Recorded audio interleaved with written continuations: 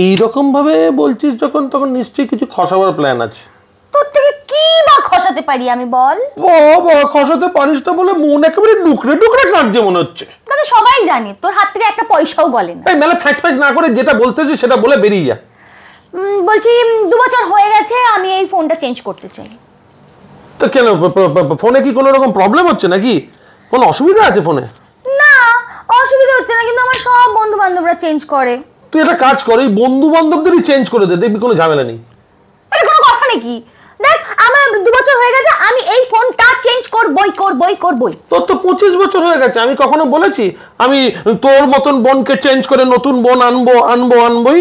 দেখ বাবা, বাজে বকিস না তো, তুই আমাকে বল দিবি কিনা।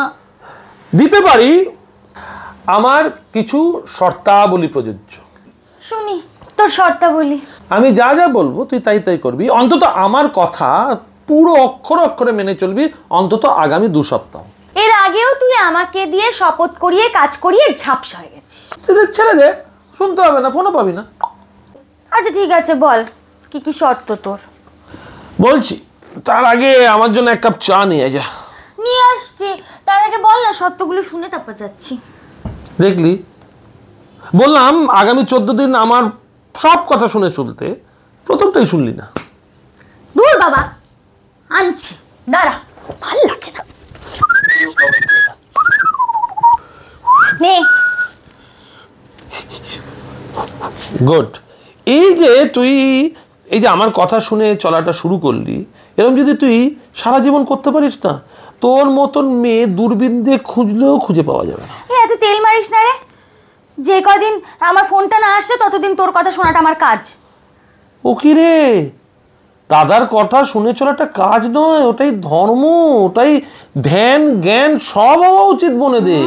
আর দাদাদের ধর্ম ইমোশনাল ব্ল্যাকমেল করে বোনদের থেকে কাজ আদায় করে নেওয়া। ঠিক আছে, তোর যদি ব্ল্যাকমেল মনে হয় তাহলে শর্ত মেনে চলিস না। উপায় নেই রে দাদা, তুই তো আর এমনি এমনি আমাকে ফোনটা কিনে দিবি না, তোর শর্ত মানা ছাড়া আমার সত্যিই আর কোনো উপায় নেই। এই আমার কথা যখনই শুনবি না, ঠিক আবার তখন থেকেই নেক্সট 14 দিনের জন্য শর্তগুলি নতুন করে প্রযোজ্য হবে। ঠিক আছে, ব্যাস, আমার আর কোনো শর্ত নেই। এই আমার কাছে কোনো ব্যাপারই না। কোনো ব্যাপার না। আমার ঘাড়ে একটু মাসাজ করে দে।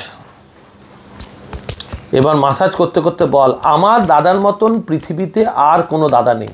আমার দাদার মতন পৃথিবীতে আর কোনো দাদা নেই। এবার বল, আমার দাদার কথা আমি সারা জীবন মেনে চলবো। আমার দাদার কথা আমি সারা জীবন মেনে চলবো। বাহ। এবার বল, আমার দাদা বলেছে আমার নতুন মোবাইলের কোনো প্রয়োজন নেই।